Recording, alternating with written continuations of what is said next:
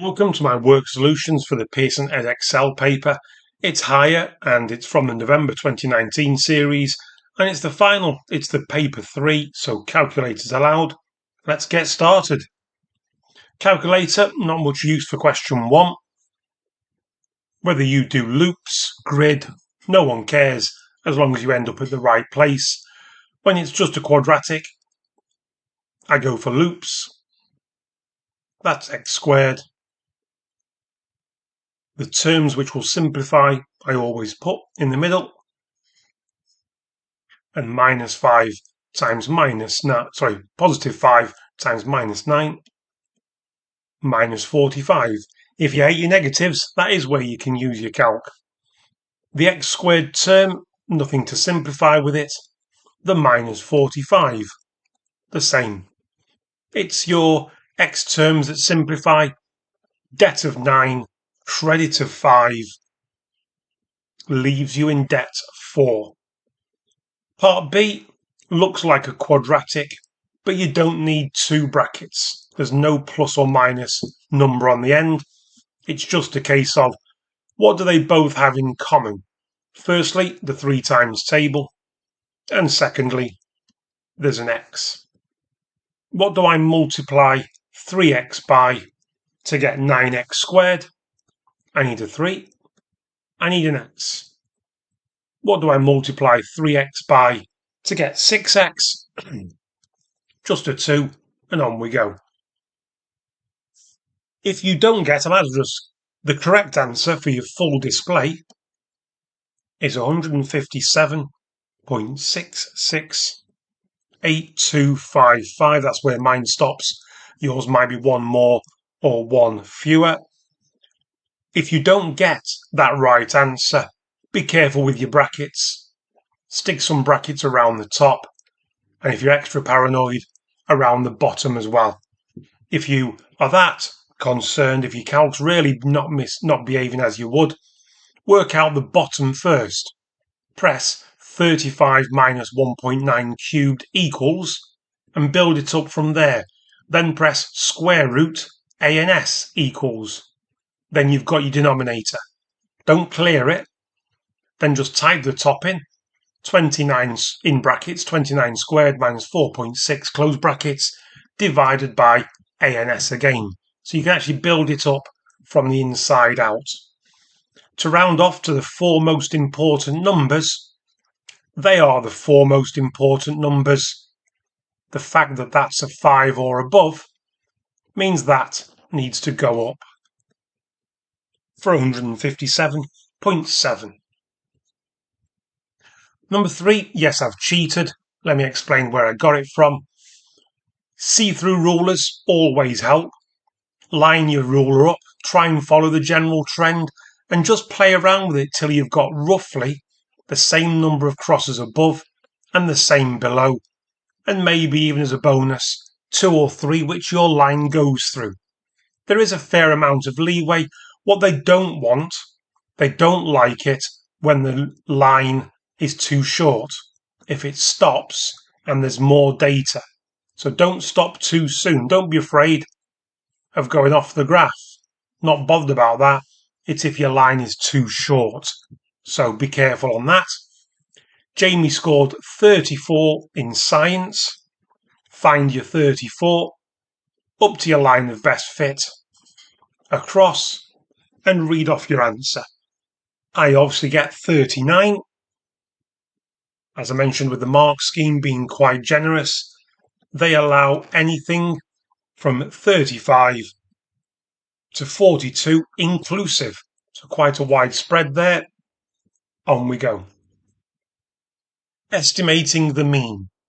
That's the subject where this one time taken, this one student, we don't know whether they took just over 5 seconds or up to 10 seconds. Our best guess is the midpoint, and that goes for everything. When you're estimating the mean, you write down the midpoints, 17.5.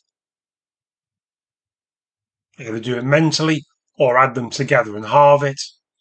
It's midpoints multiplied by frequencies. So again, reach for the calc. First two are pretty easy, but after that, definitely need your calc. And so, they are the things you need to sum. Some teachers, I'm sure, will use sigma. If you don't, no one cares. It's all good. Sum of them all is 335. Don't divide by 4. That's the number of lines there are. There are 18 students. You should be dividing by 18. 3 significant figures. The calculation gives 18.61 recurring. 3 sig figs. 18.6. Centimetres cubed to millimetres cubed. If you're good at remembering stuff, yep, your multiplier is indeed 1,000. But here's why. Look at 1 centimetre cubed. It's 1 by 1 by 1. That's what 1 centimetre cubed looks like. But if it's 10 by 10 by 10, as in millimetres cubed, there's actually 1,000 of the little devils in there. So to convert centimetres cubed to millimetres cubed, your multiplier is 1,000. So 37,000 for your answer. Number 6. We're driving to a hotel. First connection. That's when you looked at the sat-nav. That's when he got there.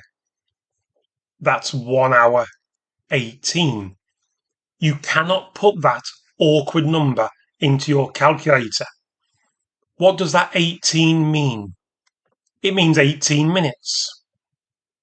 That's 18 60ths of an hour. You could put that in your calculator. If you cancelled it down, you'd end up with 1 1/3. Not 1 1/3, sorry. 1 and, 3/10. You can put that in your calculator. 1.3. Any of them, fine. Travels 65 miles. Speed, distance, time. We're working out speed. We need to do 65, the distance, divided by 1.3, or the fraction equivalent, and it gives us a very reasonable 50 miles per hour, so you can be confident in your answer. Number 7, writing in standard form, you need a number between 1 and 10, just like it is here, and you need a power. That power, you can do it by counting loops. Firstly though, the number I want is 3.246. That would put the decimal there. At the moment, there is no decimal. It's hiding right at the end. Your job, count how many times it's moved. If you do it properly, 1, 2, 3, 3, 4, 5, 6, 7. It's in the tens of millions. Millions is power of 6. So another way of doing it is tens of millions is power of 7. For part B, opposite direction. Negative power means small number, means put the 496 over to the right. And again, if you prefer loops, fine. Where was the decimal point here? Need to move it 3 times. Examiners don't care if you leave the loops. It was some neat, fussy people who will rub out the loops. It's all good. No one cares. It's only worth 1 mark. It's answer only. Next, Asma's comparing 2 numbers. Lots of ways of doing this. It's not about the decimal. It's not about that. That's what she's looked at. There you go. Actually, is she correct? Needs a big fat no. Lots of ways you can say power of 10 to the power of 9 is greater than 10 to the power of 8. You could do it in words. 10 to the power of 8 is hundreds of millions. You know that because we've just had for part A, tens of millions, power of 7. Power of 9, you're going into billions. So you could say in words, whoops, I've put that the wrong way round. Don't shout, don't comment. Not having a good day. Billions is bigger than hundreds of millions. You could write out the numbers in full. If you want to write loads of zeros, I personally don't. Lots of ways of going about it. Don't overcomplicate, don't fuss about it. Only worth a mark. Get straight to the point. Number 8. Whenever you see that word and that word, you need to start thinking internal and possibly external angles. Today, it's actually an internal one, because it'd be nice to know that angle there. Okay, how do we do that? The number of sides is 5.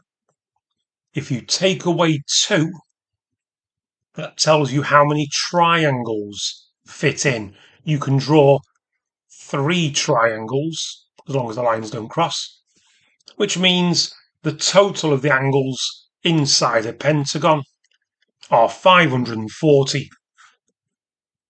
And there's 5 equal ones. So that big one is 108. You may already have known that. If so, fantastic. Back onto the parallelogram. That is 117. This little angle here. There's lots of names for it. Don't care what you call it. If that's 117, thanks to our corresponding angles, they're the same, and they add up to 180. However you thought about it, doesn't matter. As long as you do 180, take away 117, the little one is 63. You can now find x, because this 108 is there, and most importantly, 108, take away the 63, finds your value of x. 45 it is. Next. Number 9, I am bravely attempting to draw this live. Nice to explain what I'm doing. Scale factor of 2.5. A scale factor is a multiplier. From my centre, this bottom vertex of the triangle is 2 squares away. It's 2 to the right. Multiply it by your scale factor, it becomes 5 to the right. So it should become from the centre 1, 2, 3, 4, 5. Get it in. You've now got a basis to work from. The height of this triangle is, in little square terms, 4. If you times that by 2.5, you should get to 10. So 2, 4, 6, 8, 10. It ends up there. And finally, that's 2 squares across. 2 times 2.5 is 5. 1, 2, 3, 4, 5 little squares, and there you go. I'm much more of a fan of doing enlargements by counting, even if they're minuses, and particularly on a calc paper. If your teacher loves using the rays, which is them, that's fine. Do what you're told. They line up. They line up. They line up. But I prefer using the rays, like I've just done, as a double check to make sure everything lines up. I don't prefer it as the way to actually do the question. But, if you prefer the rays method, if it works for you, stick with it. Number 10, bit of an awkward solving question. We never like it when it's got a fraction, so get rid of that straight away. Timesing the left-hand side by 7 means it disappears. multiplying the right-hand side by 7. No point in brackets. Just jump straight to that. And now collect your x's together by adding 7x to both sides. Means you end up with 8x on the right. I have noticed recently the tramline method is becoming very fashionable at the moment. I'm recording this in November of 2025 just for posterity reasons, and I'm tutoring 3 students at the moment. They all do the tram method, and they're from 3 different schools as well. They do it with these tram lines. Again, meant to be a 7. I'm telling you a story. I'm forgetting to write the actual facts. It doesn't matter. But yeah, the tram lines is becoming fashionable. You do whatever it takes to get the right answer. I'm going to subtract 9 from both sides. Over on the left, disappears. Over on the right, I end up at 68. To find x, you divide by the number next to it. You grab your calc, and it's 8.5 or 8.5. Part B, if you wanted to write it out in full, I'm not going to put what's inside the brackets, but that's what it really looks like. Cubing it is there. Squaring it is there. So what do you end up doing? That. You're only left with 4 and the bracket. And if you've expanded it, that's also fine. The mark scheme accounts for both. At the end of the day, it's only a 1 marker. It says simplify. They're not that fussy. Just cancel out the brackets. And no, you didn't need to draw that. Number 11, probability trees is pretty obvious. It's all set up for you. All right, it's a nice, straightforward 3 marks. It's just the realisation that to be late on exactly 1 day would mean late, not late, and not late, late. So you do need to manipulate both of them. You do 0.07 multiplied by 0.98, and at the end, their add. You multiply going down the branches, you add when you want the results of more than 1 branch. And the bottom, 0.93 times 0.11. Don't bother writing anything else, just all into your calc. 0.1709 and move on. Number 12. Yes, I've drawn it already, so spoiler alert, but let's show you how I come up with it. Firstly, doesn't matter how chunky it is. They don't care, just keep it consistent. If you've made it tiny, like that, no one cares. Just keep it consistent. They've picked 23 for a reason, because the method you should be using is add 1 to it. You find your median by halving it. So this 24, halve it, you want to find the 12th number. 1, 2, 3, 4, 5, 6, 7, 8, 9, 10, 11, 12. Your median line is at 197. You quarter it to find your lower quartile, the 6th number. 1, 2, 3, 4, 5, 6. That's why your lower quartile should be at 188. Your upper quartile, you treble the 6 to get 18. That was the 12th, 13th, 14th, 15th, 16th, 17th, 18th. 209. In it goes. And finally, your smallest value, 173. Your largest value, 219. Take your time on them. They're easy marks, not a huge amount of revision. They're the sort of questions you hope come up. It's just all about, and obviously there'll be some people using the bottom to write all the numbers out and 1 from the beginning, 1 from the end. You can certainly do that to find the median and then do it again in between the median to find those, but you're just better off with the add 1 approach, halve it, quarter it, treble your quarter, and you're done. How waffly do you want one question to be? So number 13, as soon as I see density and volume, write down your DMV triangle before you go any further. We're given density.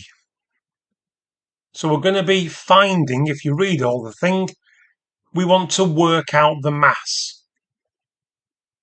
We're going to need to do density times volume. We have density. We don't have volume.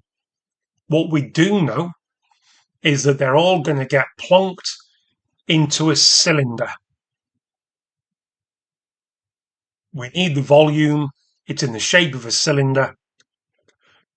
We need to find the volume of said cylinder. It's pi times the radius squared times by the height. You can do it in decimals, but most calculators nowadays will do it in pi. It's all good. I will just say, why do I write the units during the question? It's so I don't get lost. I'm sure there's been occasions where you've been doing a question that's very wordy, you're doing some calculations, and then you go, I don't know what this number means. If you write down the units, which you don't have to, it reminds you where you are. Centimetres cubed, because we're on volume. Now look at that. Liquid A is 2 out of 15, 2 plus 13. It's 2/15 of the volume of the cylinder. I get 30 pi for that. Do a subtraction or do 13/15. It's all good, no one cares. You get 195 pi. You've now got the volumes of both liquids. Let's find the mass of both liquids. The mass of A is its volume, because we're doing volume times density, and the mass of B, we're doing its volume multiplied by its density. And I'd advise you to do it all in one go on your calc, because you need to add them together. And what's the point in writing down long decimals when your calc can do everything for you? It wants the answer, by the way, 3 significant figures. Hopefully you agree with my 738.9, and that rounds off to 739. At that stage, mark scheme allows anything. It's actually quite strict, this one. 738.5, which actually is not going to get the final mark, because that's not 3 sig figs. So quite a narrow thing. In other words, you'd better get 739, or you're almost certainly going to lose a mark. Number 14. What a load of waffle. You could do this as a probability tree. Me personally, not bothered. You've got the number of people who chose soup is 2 to 3. That'll be 2/5 and 3/5 of the people. Next line. Of those who chose soup, so I'm looking at the left, lasagna is 5 out of 8. The curry is 3 of the shares out of 8. Next line. Of those who chose prawns, so right hand side, the ratio is 1 to 5. So that's going to be lasagna 1/6, curry 5/6.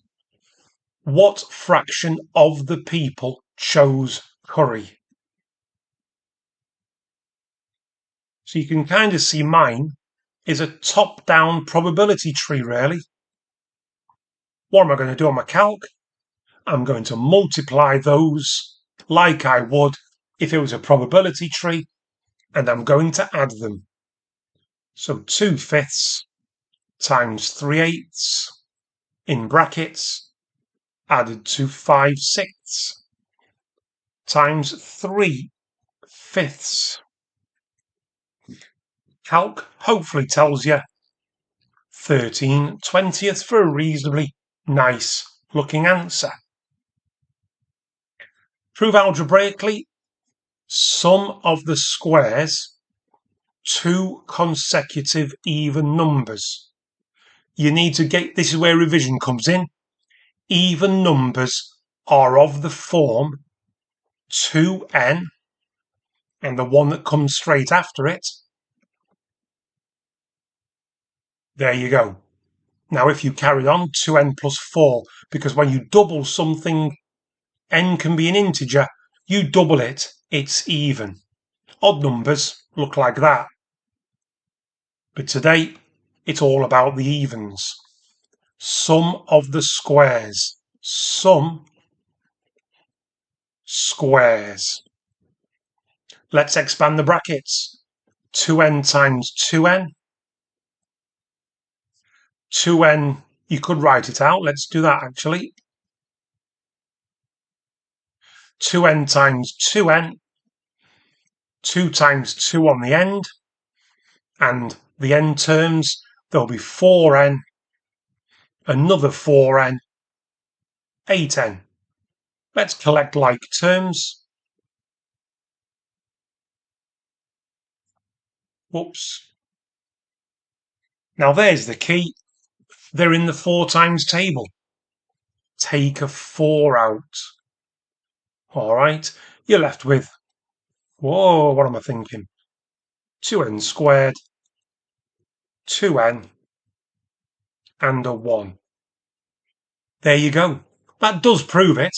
4 times anything, whatever n is, it's going to be, but I always like to write a little sentence at the end just to keep the examiners nice and happy.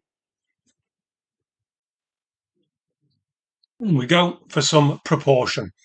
Always the same with these. If it's direct, y equals a number times. This one's inverse.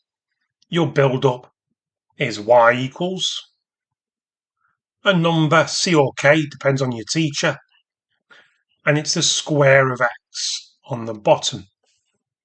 Get the values in which you've been given.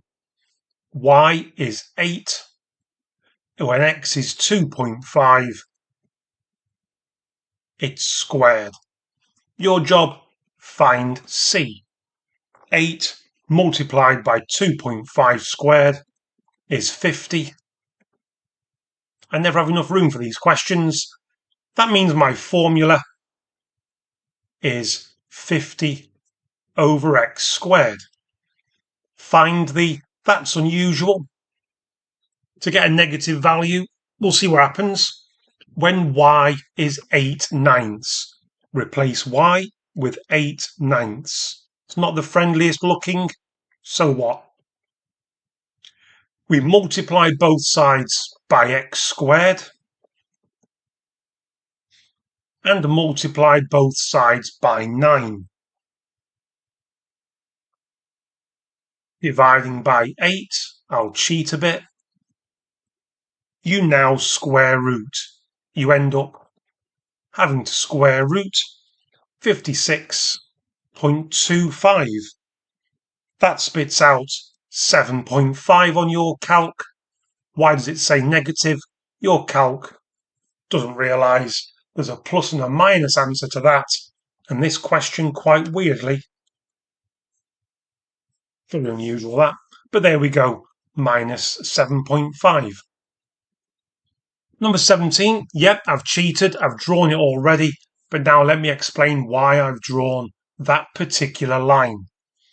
You need to compare the graph that's been drawn with the graph you're being asked to find. That's the key step. Compare the two.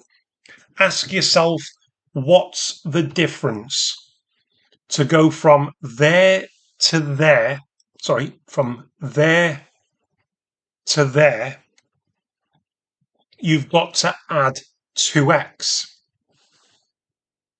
To go from there to there, you've got to subtract 1.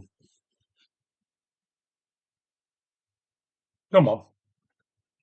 And that's why the graph I've drawn, as I've said, from there to here, you add 2x and you take away 1.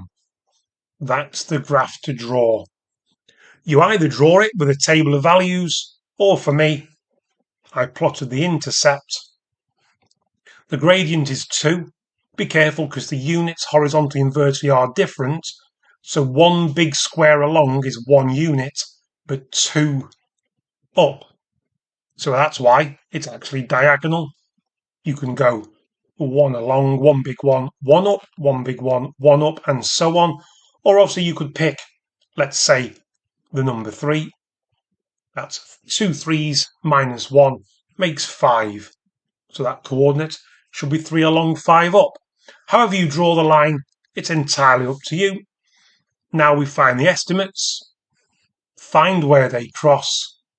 Down you go. For me, it's 2.7. Find where they cross. And up you go. For me, that's a minus 0.7. Thankfully, the mark scheme agrees with me exactly, so I've done it okay. The mark scheme, by the way, does allow, as usual, plus or minus 0.1. So if you've got negative 0.6, 2.8, etc., all perfectly fine. Number 18, bit of a pain this one, but firstly, I've already done it. I know it relies on the cosine rule. But to explain it, let's just remind ourselves, the cosine rule appears in your formula book in a particular form. For this question, we need it altered. Because we're finding angles, we need this form. And don't worry about their letters. They don't necessarily correspond. The formula is cos A is b squared plus c squared minus a squared all over 2bc. That's the rearranged cosine rule where the cos of the angle is the subject. Top line here, that tells you nothing. This tells you nothing that's not already on the diagram. But this one, D is the point on BC. There was D. The size of angle DAC. So that's, I've scribbled them out. The size of angle DAC. That's that. And the size of angle BCA. BCA. Then multiply and divide by 2/5. Let's pause for a second and go, how can we use that? Well,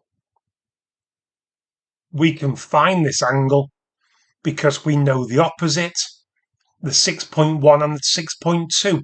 We know all the sides. If you tried to find that one, you can't say the same. So X is your target, not, let's call that Y. Y can't be your target. There's not enough information. How do we get angle? You inverse cos this horrible formula. But the key to it, the angle you're after, is related to that. So the a squared is 3.4 squared. The b and the c doesn't matter which way round they are. We've got 6.2 squared, 6.1 squared, minus 3.4 squared, all over 2 lots of 6.2 and 6.1. If you're nervous about that all in one go, may I suggest work out the top in brackets work out the bottom in brackets, hit equals, you'll get a horrible decimal, but then shift cos ANS hopefully gives you an angle of 32-ish. And that's angle X. We know that angle DAC is 2/5 of it. Well, grab your calc, times your 32 by 2/5. This angle is 12.83-ish. Let's move on to the next phase. Calculate the length of DC. That's that distance there. Okay. Well, the good news is, for DC, we have the angle which is opposite. So we can start the cosine rule. X over the sine of 12.8. The problem is, we do not know, we've got 6.2 there, we haven't got that. Well, yeah, we have. If you know two angles in a triangle, 32 and 12-ish, then you know the third. Do 180 minus the 12-ish, take away the 32-ish. The angle I've marked here is 135-ish. And there we go. Let's not forget, I don't know why I use X. I really meant CD or DC. What am I going to type in my calculator? I'm going to multiply both sides by the sine of 12.8. On my calc, again, depending on your make and model, be careful with brackets. You really should end up with the answer 1.9455, etc. Final answer, 3 significant figures required, so 1.95. Mark scheme allows 1.94 as well. For some reason, its upper limit is there. Not sure why it would accept that when that's meant to be given to 3 sig figs, but who am I to question? Absolute nobody. On we go, number 19. Estimate the speed. Yep, it's one of them where you have to draw a tangent on your curve. Try and draw a triangle that's large enough. Don't muck around with tiny little things like that. Don't go too big. I could have gone a lot bigger. It's all fine.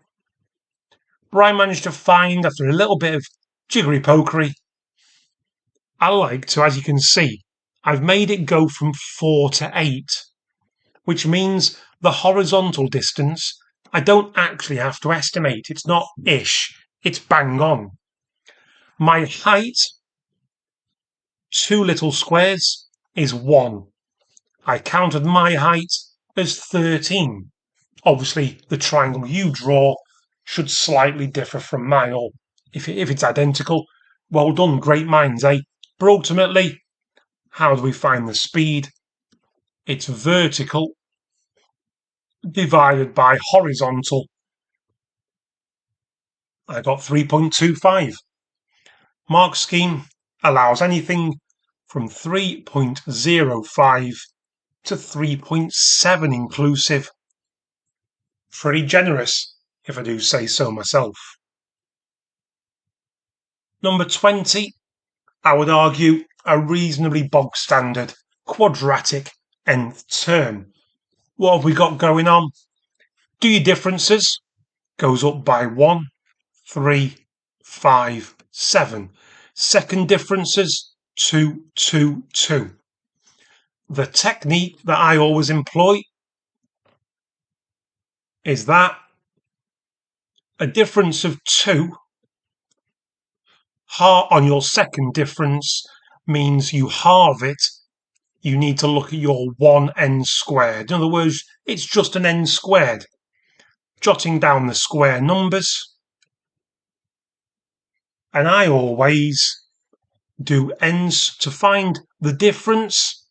I do n squared, take away the sequence. That's 1 minus minus 1. 4 take away nothing. 9 take away 3. A nice pattern should start developing, unless you're doing it wrong. Oh look, it's the 2 times table. We know what that looks like. It's minus 2n. No plus or minus nonsense on the end. Number 21. A biased coin. So we do not know the probability of getting heads. Let's call it x. If you throw something again and again and again, you'd be doing that. Or in other words, if you did it 4 times, you'd be doing that. So that's the situation. How do we find x? On your calc, find that 4th root button. It'll look like that on most. Something like that. Well, I'm afraid this is where I'll have to say Google it. If you do the 4th root of that, you get a lovely looking 2/3. We know that the probability of a head on this biased coin is 2/3. The probability, therefore, of getting a tail is 1/3. And we're asked for the probability of doing it 4 times. Either you do mental arithmetic or get on your calculator. Either way, it's 1/81. Number 22. These are usually 5 lines, 6 lines, horrible working out. This one, actually nice and friendly. Try and do a few things at the same time. Let's factorise the numerator of the first fraction. Take a 7 out. Factorise the bottom. It's a quadratic.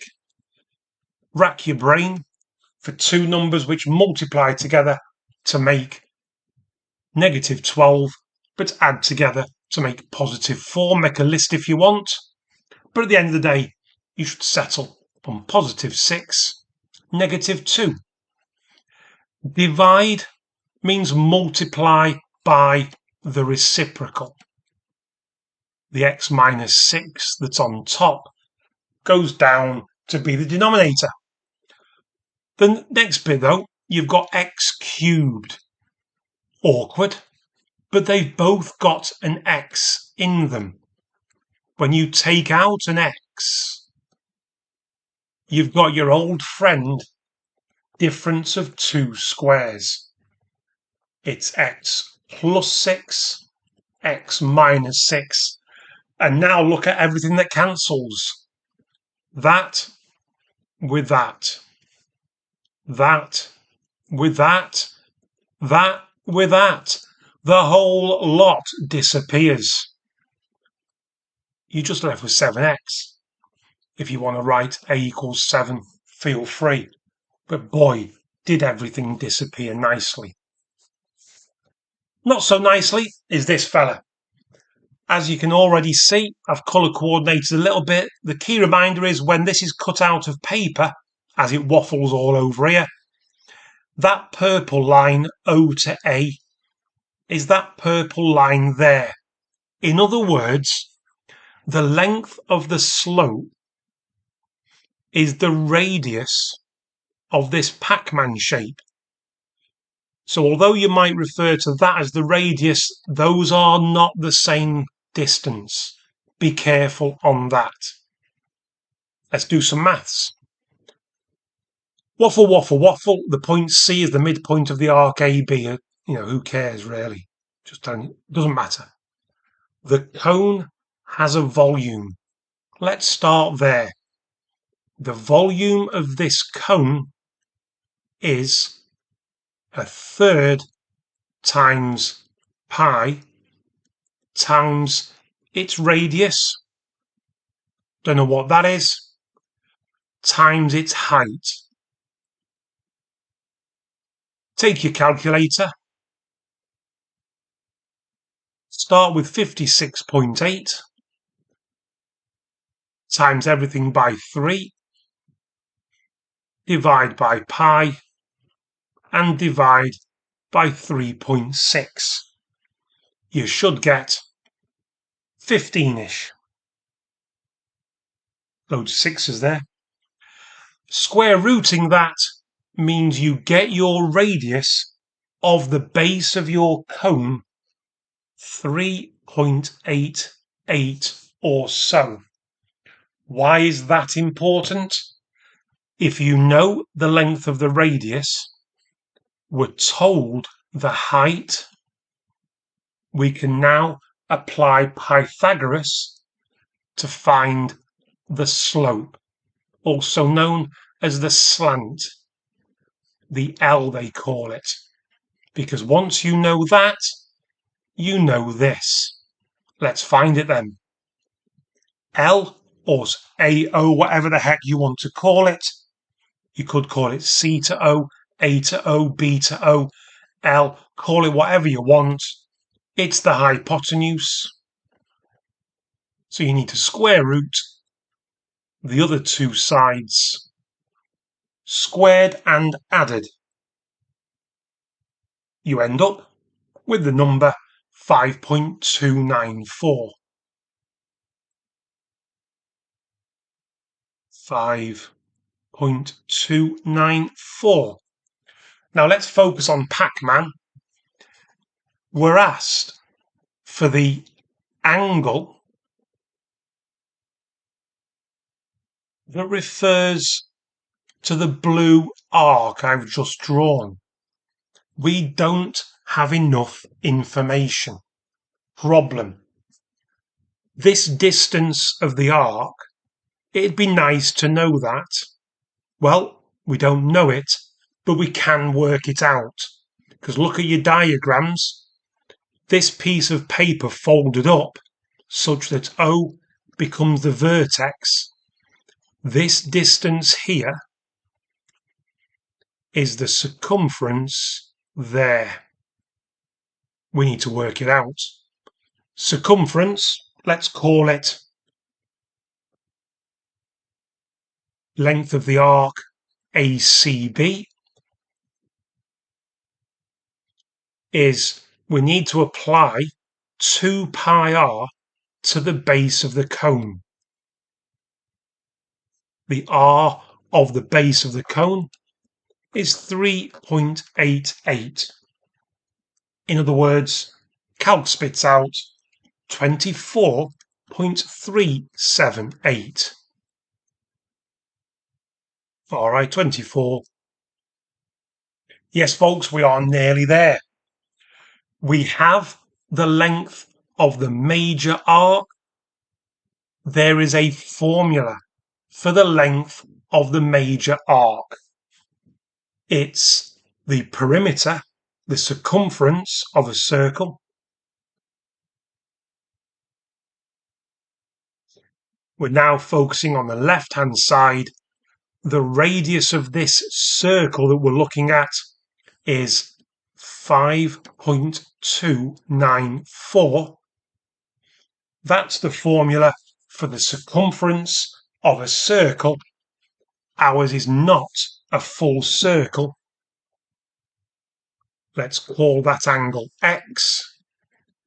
It's a fraction X over 360. And that's worth the length of the arc. This is where you grab your calc. To find X, start with your 24.378 and do a load of opposites. Times by 360. Divide by 5.294. Divide by 2 pi. Take a deep breath. Hopefully, your best friend, your calculator says 263.8-ish. It asked for three significant figures. 2, 6, 4. 5 marks. Are you kidding? Anyway, the finale, because that's not enough to finish on. You've got one of your pain vectors, not the worst vectors in the world, but not the friendliest. We're told O to X, that line there, is A. O to Y is B. Let's stop for a sec. Be nice if we knew how to get these parallel sides here, because if you know how to get from X to Y, which is minus A plus B, it's the same X to Y, due to it being a parallelogram, it's the same as O to Z. They are the same vector, they are the same movement. We can now think about this. P is the point such that it is 1 to 2. So that's a third. That's 2/3. R is the point such that that's 1 out of 4. That's 3 out of 4. Work out, in its simplest form, the ratio Z to P and Z. Well, let's just do them. How do we get from Z down to P? We go against OZ. We go Z to O first, and then we go a third. We're going to go O to P, which is a third. Let's get that in terms of A and B.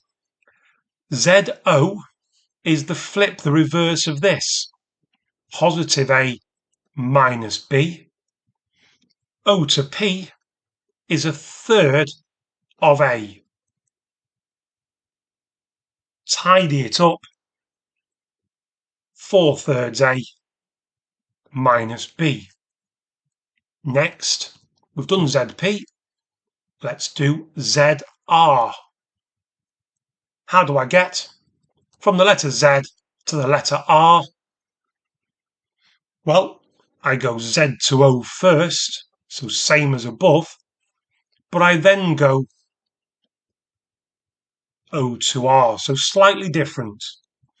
Starts off the same, but O to R, that distance there, is 1/4. Okay, it's a quarter of the line, so it's plus a quarter B. I've written that in the wrong place, haven't I? Oopsie doodle. That's how it should be. Apologies. So, let's tidy that up. -1 plus a quarter means -3/4. Let's take stock of where we are. We'd like to compare these. They're looking very similar. Let's take 3/4 out of this one. If you divide something by 3/4, it's as if you've times it by 4/3. If you divide this by 3/4, it just disappears, it becomes 1. Look how we've got them in the same form.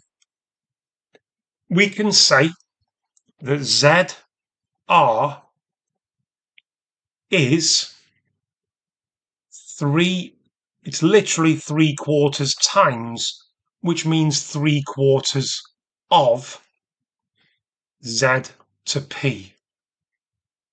So when you write something like that as a ratio,